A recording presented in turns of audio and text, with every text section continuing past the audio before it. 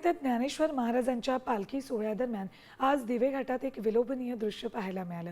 लाखो वारकरी आणि भाविक माऊलींच्या रिंगण सोहळ्याच्या भक्तीत दंग असताना चक्क आकाशात सूर्यनारायणाला इंद्रधनुष्याचं गोल रिंगण पडल्याचं पाहायला मिळालं।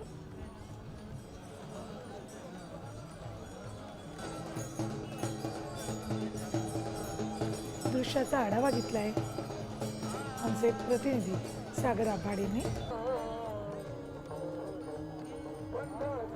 दिवे घाटात सूर्यनारायणाला इंद्रधनुष्याचं रिंगण पडलेलं दिसलं।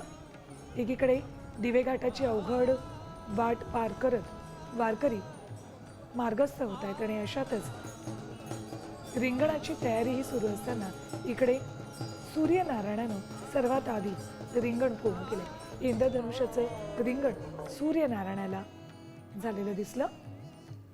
दिवे घाटातनं ही विलोभनीय दृश्य वारकऱ्यांच्या नजरेस पडली आणि हीच दृश्य आमच्या प्रतिनिधींनीही कॅमेऱ्यात टिपली आणि आपल्या सगळ्यांपर्यंत पोहोचवण्याचा प्रयत्न केलाय।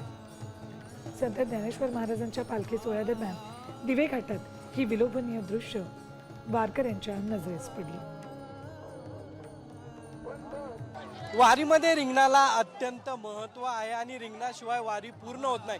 मात्र मी आत्ता आहे दिवे घाटामध्ये आणि दिवे घाटामध्ये वारकरी जे आहेत ती अवघड घाटाची चढण जी आहे ती चढताना पाहायला मिळतात।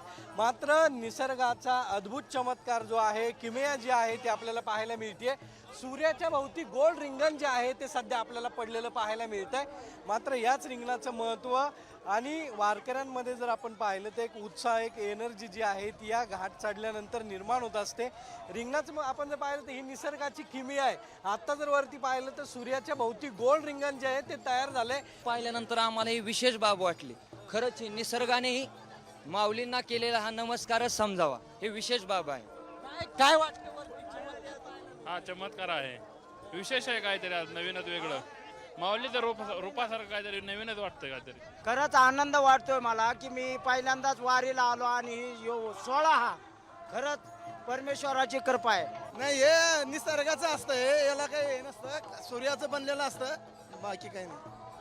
बघितलं तर एक अद्भुत चमत्कार जो आहे तो सध्या आपल्याला दिवे घाटामध्ये पाहायला मिळतोय। कॅमेरामॅन खटकेसह सागर साम टीव्ही, दिवे घाट।